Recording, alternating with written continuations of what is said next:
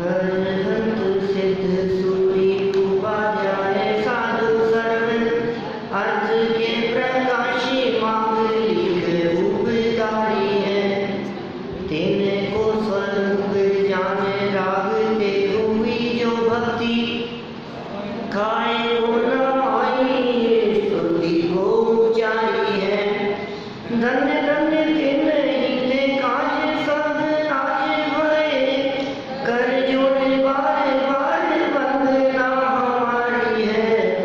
मंगल कल्याण सुख ऐसो हम चाहत हैं। हो मेरी ऐसी दशा जैसी तुमदारी है। हो मेरी ऐसी दशा जैसी तुमदारी है। हो मेरी ऐसी दशा जैसी तुमदारी है।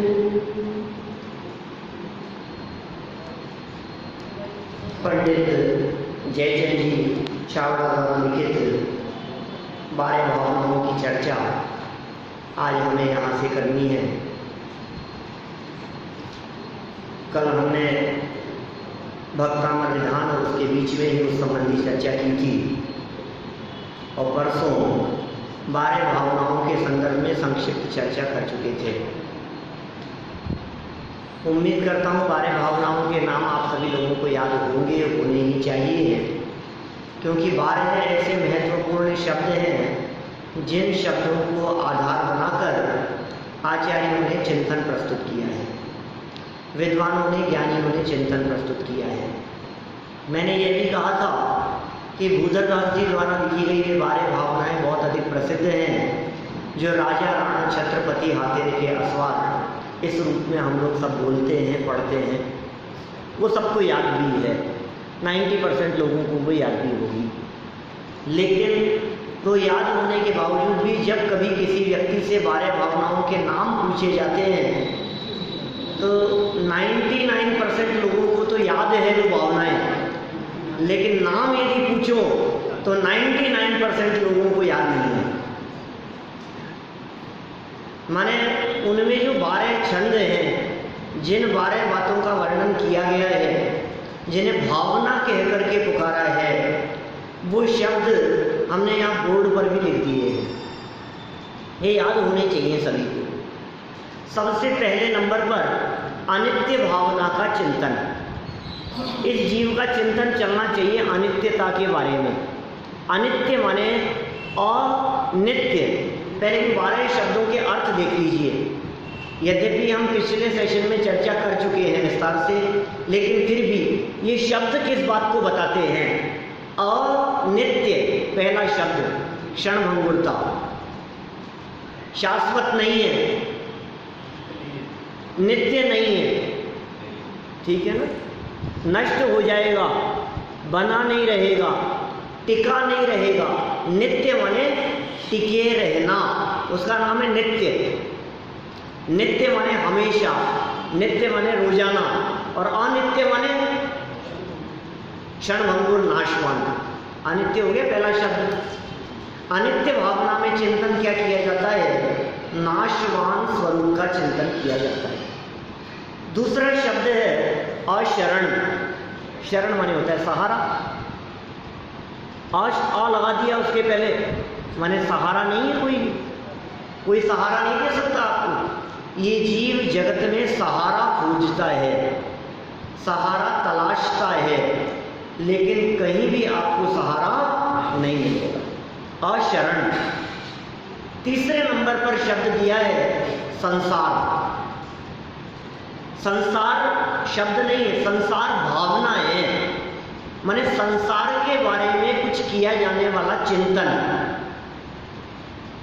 आप जानते हैं इन 12 भावनाओं को, 12 भावनाओं को, 12 माने 12 है, इनको 12 अनुप्रेक्षा भी कहते हैं। क्या कहा हमने? 12 भावना या 12 अनुप्रेक्षा, एक ही बात है, सबसे पूछूंगा, है ना? 12 भावना बोले या फिर 12 अनुप्रेक्षा बोले, एक ही बात है। भावना मतलब अनुप्रेक्षा। अनुप्रेक्षा का शब्द होता है चिंतन। क्योंकि वो चिंतन 12 प्रकार से किया जाता है, इसलिए 12 भावना बोल देते हैं उनको, द्वादश अनुप्रेक्षा बोल देते हैं। 3 शब्द हो गए, अनित्य, अशरण, संसार। संसार में क्या चिंतन किया जाए? संसार दुख स्वरूप है, संसार में कहीं सुख नहीं है, संसार में कहीं सुख शांति नहीं है, ये संसार भावना का चिंतन। फिर एकत्व भावना में अकेलेपन की बात, एकत्व अपने अपने में है सब, ये एकत्वपना। पर से भिन्न है यह अन्यत्व। एकत्व माने अपने अपने और अन्यत्व माने पर से अलग। फिर है अशुचि। अशुचि मतलब अपवित्र। अशुचि माने अपवित्र, शुचि माने होता है पवित्र और अशुचि माने होता है अपवित्र। तो ये हो गई 6 भावनाएं। ये 6 भावनाएं वैराग्य परक होती है, वैराग्य से संबंध रखने वाली होती है। और इसके बाद की जो 6 भावनाएं हैं, आश्रम का मतलब आप सभी जानते हैं, संवर माने सभी जानते हैं, आश्रम माने क्या होता है? कर्मों के आने को आश्रम कहते हैं, है ना। संवर क्या होता है? उनके रुकने का नाम है संवर। निर्जरा किसका नाम है? कर्मों के छूटने का नाम है निर्जरा। इसके बाद में लोक। लोक तो आप जानते ही हैं, 3 लोक है, ऊर्ध्व लोक, मध्य लोक, अधोलोक, ये 3 लोक है। तो लोक भावना में लोक के स्वरूप के बारे में चिंतन किया जाता है। फिर कहा बोधि दुर्लभ। बोधि मतलब होता है ज्ञान। बोधि माने रत्नत्रय भी किया गया है कहीं कहीं। बोधि शब्द का अर्थ केवल ज्ञान भी कहीं कहीं किया गया है। और दुर्लभ, रत्नत्रय की प्राप्ति दुर्लभ है, केवल ज्ञान की प्राप्ति दुर्लभ है। और कहीं कहीं तो इस दुर्लभता की चर्चा करते हुए मनुष्य जन्म की दुर्लभता की भी बात कर दी गई है। जिस पोजीशन में हम हैं, इस पोजीशन को प्राप्त करना ये बहुत दुर्लभ है भाई साहब। फिर अंत में धर्म, सच्चा धर्म क्या है, उसकी चर्चा धर्म भावना के अंतर्गत की जाती है। तो इस तरह से 12 शब्द हैं, शब्दों का अर्थ भी याद होना चाहिए और शब्द भी याद होने चाहिए, ठीक है ना। सुना सकते हैं आप लोग? 12 भावनाओं के नाम, नाम बोलो भैया, अजू भैया। सबसे पहले अनित्य, ठीक है, अनित्य, अशरण, संसार। फिर एकत्व, अन्यत्व, अशुचि, ठीक है, 6 हो गई। आगे आश्रम, संवर, निर्जरा, 9 हो गई। हाँ, लोग बोले दुर्लभ होता है, 12 भावना हो गई। आज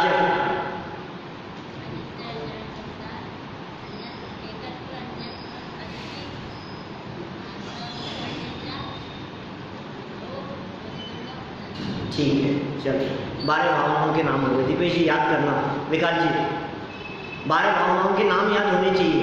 देखो यदि ये नाम याद होंगे ना तो फिर भले ही आप राजा राणा छत्रपति 12 भावना बोलो, क्या वो जब भावना बोलोगे तो आपको शब्द ध्यान में होना चाहिए। और ये कौन सी भावना की चर्चा चल रही है? हमने कहा मान लीजिए जहाँ देह अपनी नहीं तहाँ न अपना कोई, घर संपत्ति पर प्रकट है, पर है परिजन रोए। कौन सी भावना है? अन्यत्व, अन्यत्व, पर है सारे, सबके परायेपन की चर्चा है, ठीक है ना। ये अन्यत्व भावना है। जैसे मान लीजिए हमने कहा 14 राजू तंग नव लोक पुरुष संठान, लोक भावना है, लोक के स्वरूप के बारे में चर्चा है, समझ में आई। राजा राणा छत्रपति हाथिन के असवार, और मरना सबको एक दिन, अनित्य है, सब क्षणभंगुर है, सबको एक न एक दिन मरना है, कोई परमानेंट नहीं है, यहाँ कोई टिका हुआ नहीं है, जो आया है उसको जाना है, ऐसा नहीं है कोई अमर हो गया हो।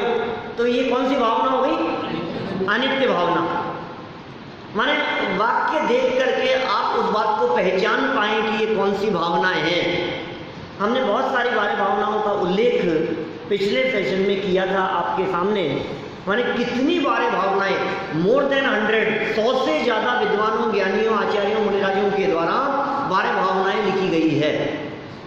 उनमें से एक भावना की चर्चा हम यहाँ कर रहे हैं, जो है पंडित जयचंद जी छाबड़ा द्वारा लिखी गई 12 भावना।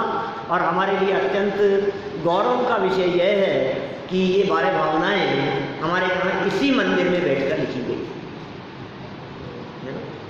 लगभग 250 साल पहले, 250 पौने 300 वर्ष पहले पंडित जयचंद जी छाबड़ा, जिनकी कार्यस्थली ये है दिगंबर जैन तेरापंथी बड़ा मंदिर, जौहरी बाजार, जयपुर, ये जो क्षेत्र है ये उनकी कार्यस्थली रहा। और बहुत आध्यात्मिक निरूपण किया है इन्होंने, बहुत सुंदर निरूपण किया है। चलिए हम शुरू करते हैं पहली भावना से। पहली का नाम क्या है? अनित्य। चर्चा किसकी होगी अनित्य भावना में? क्षणभंगुरता की, नाशवानपने की चर्चा होगी। कुछ स्थिर नहीं है, ये चर्चा होगी अनित्यता में। देखो जरा, इनकी भावना की एक स्पेशल विशेषता है, अनित्य के साथ में नित्यता की भी बात मिलेगी। मैं बोलता हूं, आप रिपीट करेंगे। द्रव्य रूप करि सर्वथिर,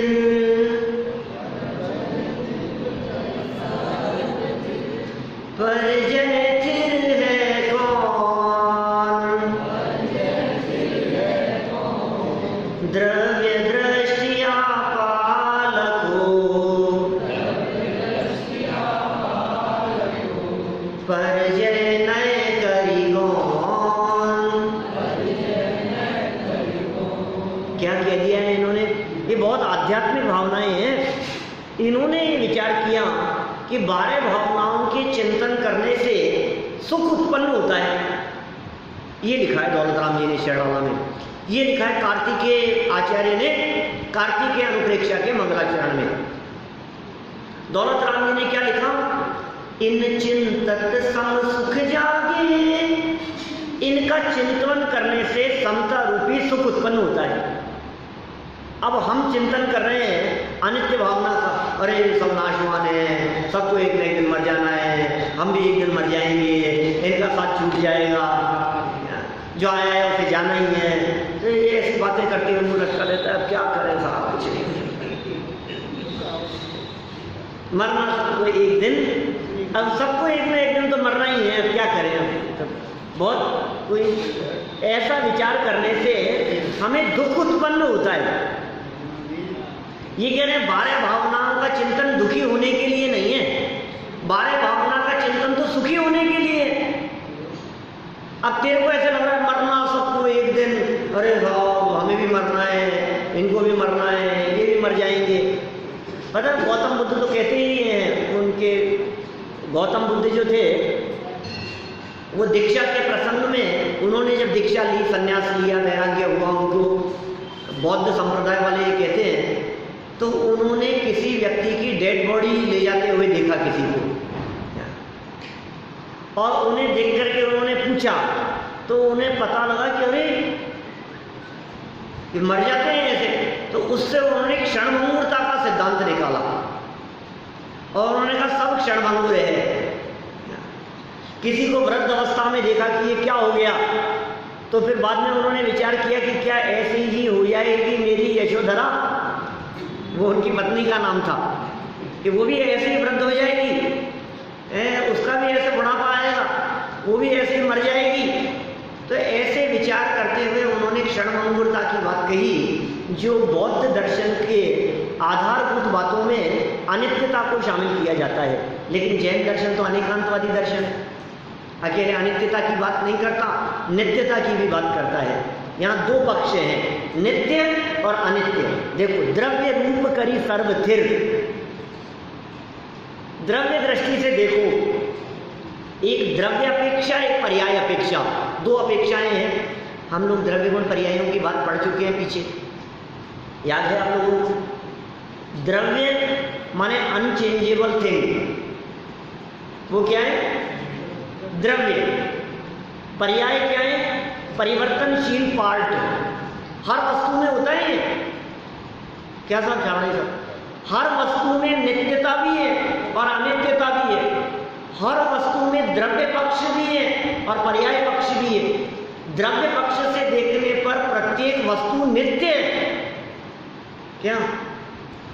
द्रव्य पक्ष से देखने पर प्रत्येक वस्तु और पर्याय पक्ष से देखने पर अनित्य है। देखिए, आप जो ये कहते हैं सब नाशवान है, सबको एक न एक दिन मरना है, हम आपसे पूछते हैं यदि मर ही जाते हैं मान लो, तो फिर पुनर्जन्म कैसे होगा? दूसरे भव में कैसे चले जाएंगे? इसका मतलब वही जीव है ना, मारीच का जीव, वही जाकर के शेर की अवस्था में आ गया, वही भील की पर्याय में था, वही महावीर स्वामी बन गया। तो इसका मतलब नहीं बदलने वाला भी तो है कुछ। तो इन्होंने क्या बात कह दी यहाँ, अनित्यता के साथ में नित्यता का भी चिंतन करो। सब क्षणभंगुर है, लेकिन उसमें एक पक्ष ऐसा है जो नित्य भी है। द्रव्य रूप से देखो तो सब स्थिर है, सर्वस्थिर, और पर्याय अपेक्षा से देखो तो स्थिर है कौन? पर्याय तो सबकी बदल रही है, अवस्था तो सबकी बदल रही है, कोई भी स्थिर नहीं है। तो क्या करें साहब? द्रव्य रूप से सब स्थिर है, पर्याय रूप से अस्थिर है, तो क्या करें बताओ? द्रव्य दृष्टि आपालक हो, अपने आप को द्रव्य दृष्टि से देखो, और पर्याय नए करी गौण, पर्याय वाले पक्ष को, नए माने होता है पक्ष, पर्याय वाले पक्ष को गौण करके उसको लक्ष्य में नहीं लेकर के द्रव्य वाले पक्ष को हाईलाइट करो, तो तुम अपनी नित्यता को पहचान पाओगे। अपनी नित्यता देखने लायक है भाई साहब। मैं कभी नहीं मरता हूँ। कल चर्चा चल रही थी ना ऐसी भक्तामर विधान के प्रसंग में, हाथी का उपद्रव, शेर का उपद्रव, सांप आ गया, रक्ते क्षणम समझो किल कंठ नीलम क्रोधोद्धतम प्रणयोत्पन्न पतंतम, ऐसी ऐसी चर्चाएं थी।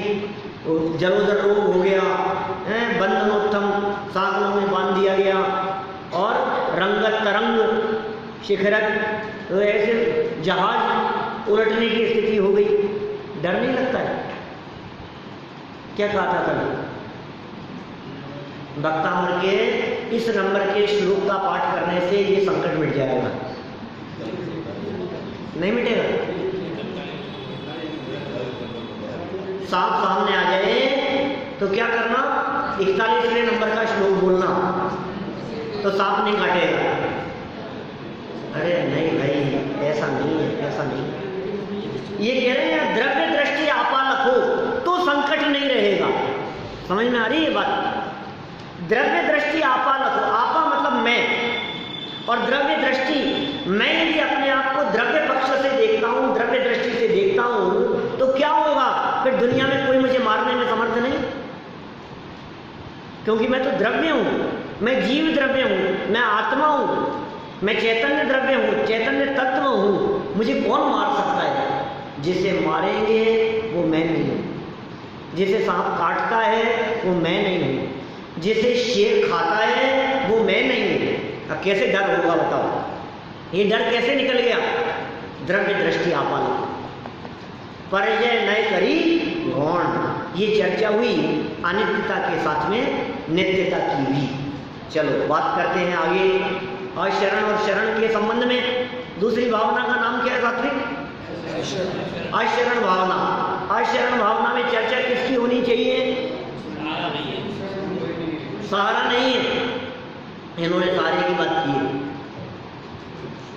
देखो पढ़ते हैं अपन यहां से, शुद्धातम रूपंच गुरु जग में शरणो दोय, मोह उदय जिए के व्रथा आने कल्पना होय, आने कल्पना होय।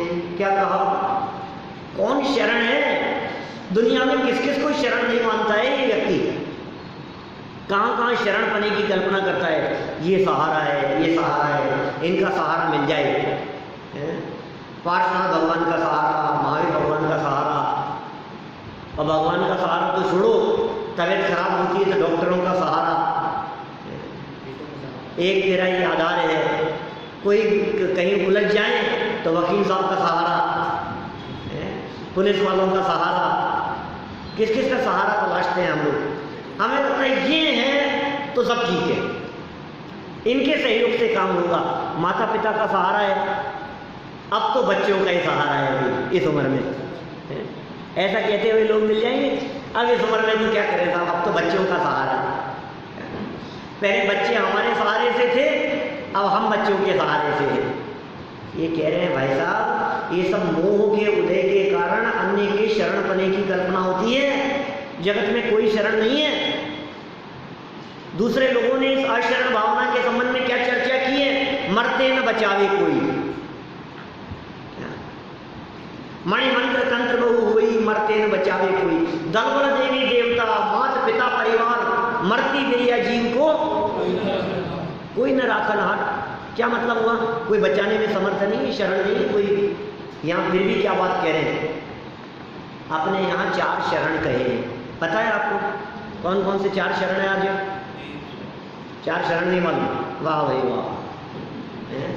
साध्य को पता है 4 शरण?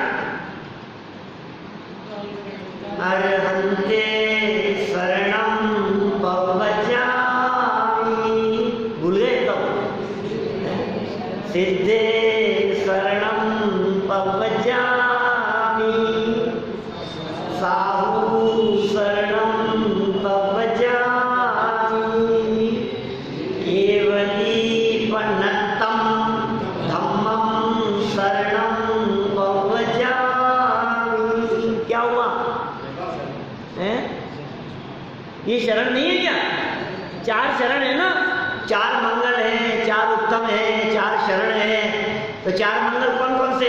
अनंत भगवान मंगल है, सिद्ध भगवान मंगल है, साधु परमेष्ठी मंगल है, और केवली भगवान द्वारा बतलाया गया धर्म मंगल है। अब ऐसी शरण भी 4 है। कौन कौन से? अनंत परमेष्ठी शरण है, सिद्ध परमेष्ठी शरण है, साधु शरण है, और सच्चा धर्म शरण है। सब लोगों को याद ही नहीं था किसी को भी। 4 महीने पुराना केस हो गया है। ये याद रखो भाई, ऐसे नहीं आगे पाठ और पीछे साफ होता जाए। ये शरण है हमारे लिए। लेकिन सुनो सुनो सुनो, ये जो 4 शरण कहे हैं, ये 4 शरण भी व्यवहार से कहे हैं। इनको व्यवहार से शरण कहा गया है कि अच्छा यदि ये शरण है तो मरते हुए बच्चे को बचा लेंगे कि नहीं। ऐसा केस हो गया तो मैंने बतलाया था पहले, शिखर जी की घटना सुनाई थी मैंने आपको। 22 साल के लड़के को शिखर जी पहाड़ पर सांप काट गया। हमारे सामने की घटना जब हम शिखर जी थे तब, और वहां सांप काट गया तो उस लड़के को लेकर के ऊपर पार्श्वनाथ की टोंक पर भाग गए लोग, और ऊपर ले चलो, उनका तो चिन्ह ही सांप का है। साक्षात पार्श्वनाथ भगवान ही बचाएंगे अब तो। फिर क्या हुआ होगा? मर गया बच्चा, वो लड़का मर गया, बचाया नहीं पार्श्वनाथ भगवान ने। पता नहीं क्यों नहीं बचाया, श्रद्धा नहीं होगी शायद पक्की। अरे भाई नहीं बचाते तो फिर शरण क्यों कह रहे हैं उनको? इसलिए शरण है। इनकी शरण का अर्थ क्या है? आप चौथा प्रवचन सुनना, भाग 1 का 3रा और 4था प्रवचन, जिसमें इसकी चर्चा की। चौथे में मिलेगी चर्चा। इनको शरण क्यों कहा गया है? इनकी शरण का मतलब ये है, इनकी शरण में जाने पर ये हमें अपनी शरण का रास्ता बता देते हैं, इसलिए ये शरण है। इनकी शरण में जाने का क्या अर्थ है? अनंत परमेष्ठी की शरण में जाने का क्या अर्थ है? कि उनकी शरण में जाकर उनके बताए हुए मार्ग पर चलें और अपनी आत्मा की शरण लेवें। ये उनकी शरण का सच्चा अर्थ है। उनके भरोसे बैठे रहें, इसका नाम शरण नहीं है। उनके बताए मार्ग पर चलें, ये उनकी शरण है। सिद्ध परमेष्ठी, आचार्य उपाध्याय साधु परमेष्ठी, क्या उनके बताए मार्ग पर चलें, वो उनकी शरण लेने का अर्थ है। तो शरण है या नहीं है? तो कहा देखो भाई, ये व्यवहार से शरण कहे हैं, निश्चय से शरण है आत्मा। पहला शब्द क्या है? फास्ट चलो देखो, ये कहाँ तक कर पाएंगे अपन इसको? शुद्धात्म, शुद्ध आत्मा पहला। दूसरा पंचगुरु, पंचगुरु मतलब पंच परमेष्ठी। एक तो शुद्धात्मा शरण है, दूसरा पंच परमेष्ठी परमेष्टि शरण है, जग में शरणा दो है, दो ही शरण है जग में, या तो आत्मा की शरण या पंच परमेष्टि की शरण। लेकिन मोह उदय, मोह के उदय से इस जीव के वृथा बेवकूफों जैसी हालत है, मूर्खों जैसी, बेकार में ही आन कल्पना हुए, अन्य के शरण पने की कल्पना होती है। ये बचा लेंगे, ये बचा लेंगे, ये देवता शरण है, दल बल देवी देवता। और फिर क्या कहा, मरती गिरिया जीव को कोई न रखना। अब उन लोगों से पूछो जो लोग बारह भावनाएं बोलते हैं, जिनको बारह भावनाएं याद है, उनसे ही पूछो जरा कि आप जिन देवताओं के पास में जाकर के मन्नत मांग रहे हो, उनको चढ़ावा चढ़ा रहे हो, आप ये सोच रहे हो कि ये देवी देवता बचा लेंगे, तो क्या आप बारह भावना नहीं बोलते हो क्या? आपको बारह भावनाएं याद तो हैं, पाठ भी करते हो, बोलते भी हो, लेकिन अर्थ का भाव वासन नहीं है। कितना स्पष्ट शब्दों में कहा है, दल बल सहित। दल माने होता है सेना, दल माने सेना, और उसकी पावर, बल, और देवी देवता, और माता पिता हो या परिवार, मरते हुए व्यक्ति को कोई भी बचाने में समर्थ नहीं है। साफ साफ देवी देवता शब्द का भी प्रयोग कर दिया। यहाँ क्या कहा इन्होंने, अन्य की जितनी भी कल्पनाएं हैं, ये सब मिथ्या कल्पनाएं हैं, झूठी कल्पनाएं हैं, कोई भी बचाने में समर्थ नहीं है। तो फिर साहब आपने जो दो शरण बतलाई है, ये तो बचा लेंगे ना, और तो कोई नहीं बचाएगा। लेकिन जिन दो को आपने शरण कहा है, ये तो बचा लेंगे ना, कि ये ऐसा बचाएंगे कि तू बचा हुआ ही है, ये ऐसा बताएंगे, तेरे ऊपर कोई संकट नहीं है। देखो आगे संसार भावना में क्या बात करते हैं, ये कहते हैं संसार किसका नाम है। आपने ध्यान दिया होगा इन बारह भावनाओं के नाम में तीसरे नंबर की भावना है संसार भावना, और 10 नंबर पर एक और भावना है, क्या नाम है उसका? 10वें नंबर पर लोक भावना, तीसरे नंबर पर क्या है? संसार भावना। क्या फर्क है दोनों में? लोक और संसार एक ही बात है।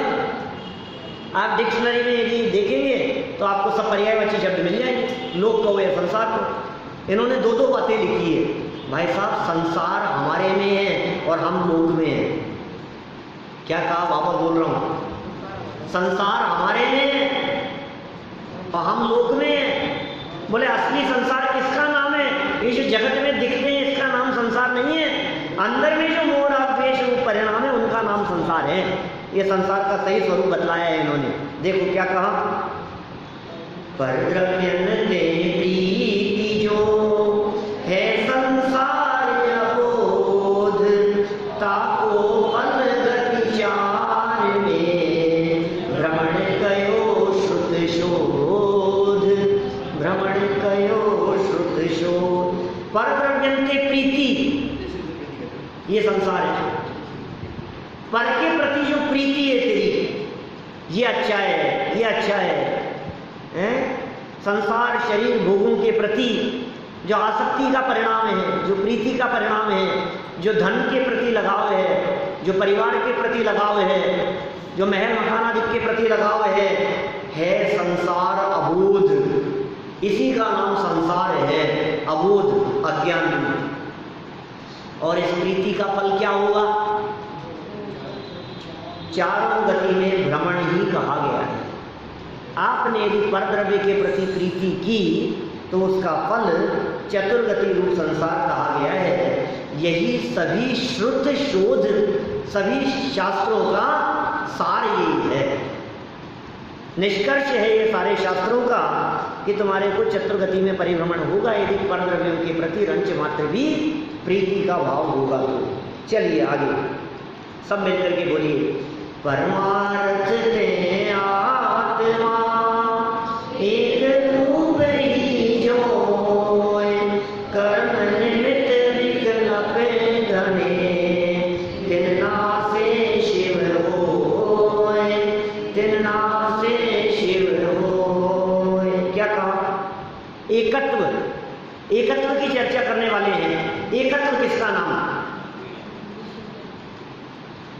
परमार्थ से आत्मा एक रूपी है, यही एकत्वपना है।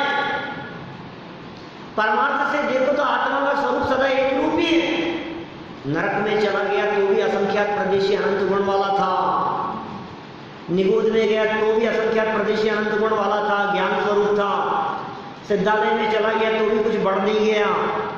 मनुष्य हो चाहे त्रियंच हो, नरक हो या देव हो, किसी भी गति और किसी भी अवस्था में रहा। ये कह रहे हैं परमार्थ थे। परमार्थ मतलब सच्चाई, परमार्थ मतलब निश्चय से, परमार्थ मतलब खरी बात है, वास्तविक बात है, एक रूप ही होए।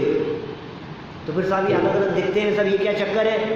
बोले कर्म निमित्त विकल्प घने और तेन नाशेष हुए।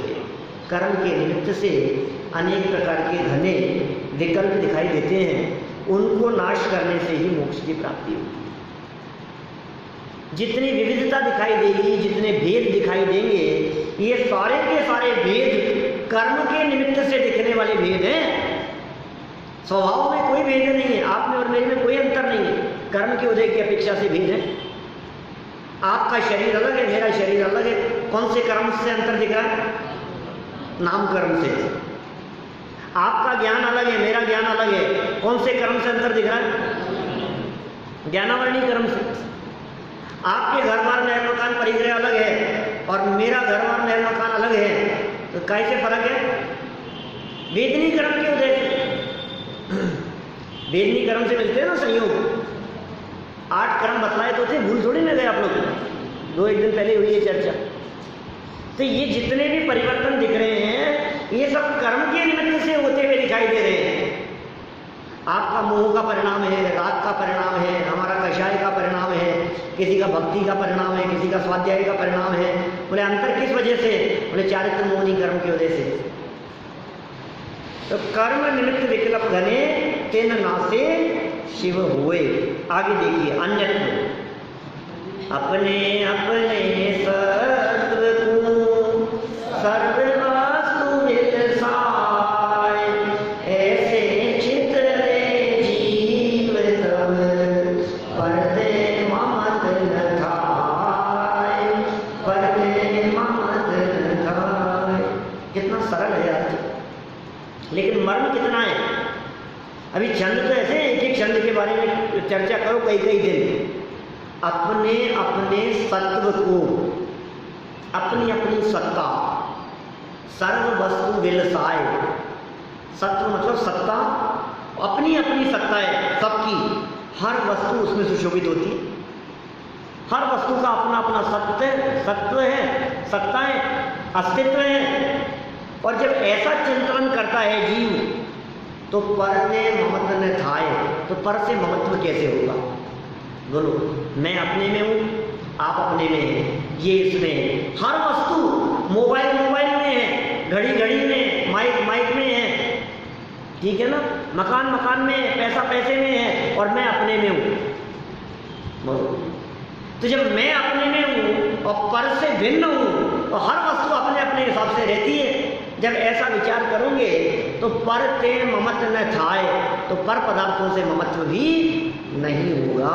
यह अन्यत्व भावना है, पर से भिन्नत्व की भावना। कितना सुंदर स्वरूप बतलाया है। देखो, धन धान्य स्त्री पुत्रादिक ये मेरे से भिन्न है, परिवार मेरे से भिन्न है, ऐसे अन्यत्व की चर्चा तो सब करते हैं। लेकिन हर वस्तु अपने अपने में, ये वस्तु स्वरूप, ये अन्यत्वपना, ये मार्मिक बात है, ये बारीक बात है। चलो आगे, अशुचि भावना में शरीर की अपवित्रता की चर्चा करते हैं। ये कुछ अलग बात कह रहे हैं। निर्मल अपनी आत्मा देह पावन गे, ज्ञानी गौरे निज भाव को, या सो तजो सने, या सो तजो सने। निर्मल अपनी आत्मा, अपनी आत्मा अत्यंत निर्मल है। ये सब अशुचि भावना बता रहे हो आप, और निर्मलता की बात कर रहे हो। अशुचि की करो ना, कि शरीर देह अपावन गे है, शरीर अत्यंत अपवित्र है और आत्मा अत्यंत पवित्र है। देह की अपवित्रता का चिंतन करो और अपने स्वभाव की पवित्रता का चिंतन करो। जो भव्य जीव इस बात को जानता है तो देह से स्नेह को तोड़ देता है, उसका शरीर के प्रति ममत्व नहीं होता।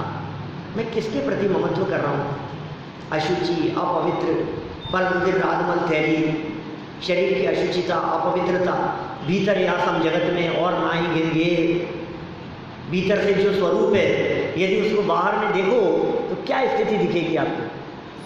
अरे यासो तजो सनेह, इसलिए देह के प्रति अपनेपन को त्याग दो। अभी अशुचिता की भावना हो गई यहाँ। अब आश्रव भावना में क्या कहते हैं?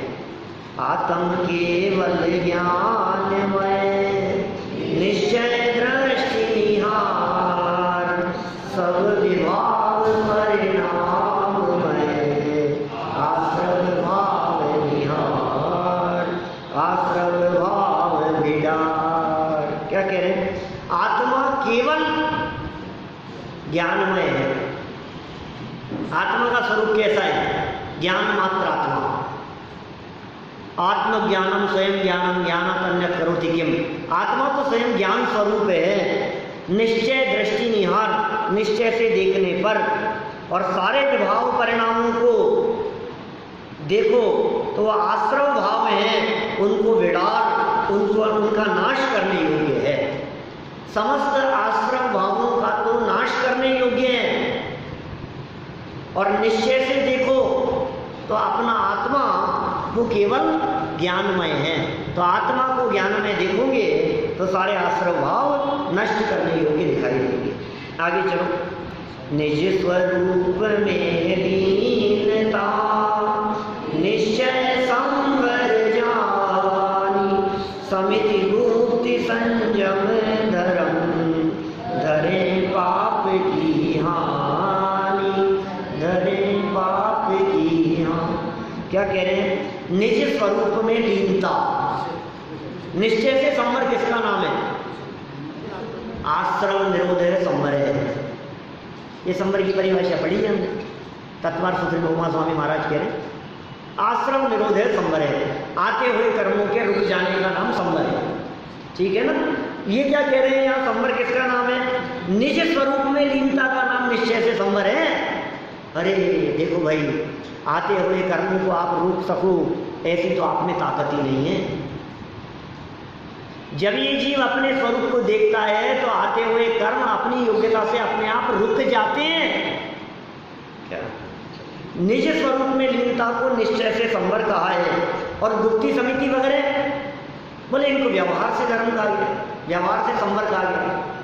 सगुप्ती समिति धर्म अनुप्रेक्षा परिचय जय और चारित्र धरे पाप की हानि।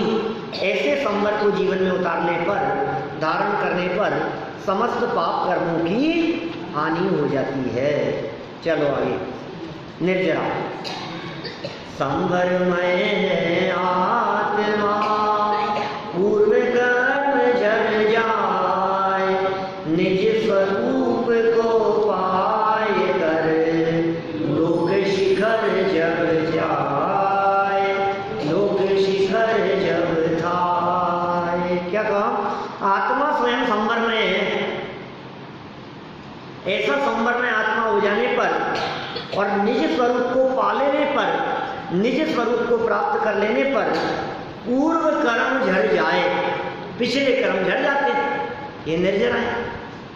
और लोक शिखर जब थाए, और लोक के शिखर पर ये जीव पहुंच जाता है, इसको लोक शिखर की प्राप्ति हो जाती है। इस तरह से निर्जरा की चर्चा करते हुए भी अकेले कर्म के छोड़ने की बात नहीं कही, निज स्वरूप को प्राप्त करने की बात भी यहाँ कही गई है। चलिए लोक भावना में क्या कहते हैं? रूप विचार के आत्म रूप निहार परमार्थ व्यवहार मुनि मिथ्या भाव निवार मिथ्या भाव निवार। क्या कह रहे हैं? लोक स्वरूप विचार के, लोक के स्वरूप का विचार करके आत्म रूप निहार, अपने स्वरूप को निहारो। लोक के स्वरूप का विचार करते हुए अपने स्वरूप को निहारो। क्या बात करें, क्योंकि चैतन्य भी एक लोक है। बाह्य लोक की चर्चा तो सारा जगत करता है, लेकिन ये आत्मा भी लोक है। और इन्हीं जयचंद जी चावड़ा साहब ने बहुत मार्मिक स्वरूप बतलाया है। ये चर्चा जयचंद जी चावड़ा साहब ने कहाँ लिखी है वो तो ध्यान नहीं आ रहा मुझे, लेकिन उन्होंने ऐसी चर्चा की लोक के बारे में चर्चा करते हुए, हो सकता है सरवर सिद्धि वचनिका में हो और शायद समय सार की किसी व्याख्या में भी हो सकती है चर्चा। उन्होंने ये बात कही है इन्हीं जयचंद जी चावड़ा ने, लोक के संदर्भ में। लोक किसे कहते हैं बताओ कि साहब, जहाँ 6 द्रव्य हैं, 6 द्रव्यों के समुदाय को लोक कहते हैं, जहाँ 6 द्रव्य रहते हैं उसको लोक कहते हैं। तो उन्होंने पता है क्या कहा, बोले केवल ज्ञान रूपी लोक में जिसमें झलकते लोक सब, वो आत्मा ही लोक है। माने ये जितने 6 द्रव्य हैं, ये 6 द्रव्य सबके सब केवल ज्ञान में है या नहीं है? तो इसके केवल ज्ञान में चूंकि 6 द्रव्य पाए जाते हैं, मौजूद हैं, इसलिए वास्तव में वो ज्ञान ही असली लोक है। ऐसी चर्चा इन जयचंद जी चावड़ा साहब ने की है। ये कह रहे हैं आत्म रूप निहार, लोक के स्वरूप को भी देखो और आत्म स्वरूप को भी देखो, और परमार्थ और व्यवहार को दोनों ही प्रकार के नयों से, परमार्थ माने निश्चय और व्यवहार, इन दोनों को देखकर मिथ्या भाव निवारी, मिथ्या भाव को निवारण करो, ऐसी भावना भाई है।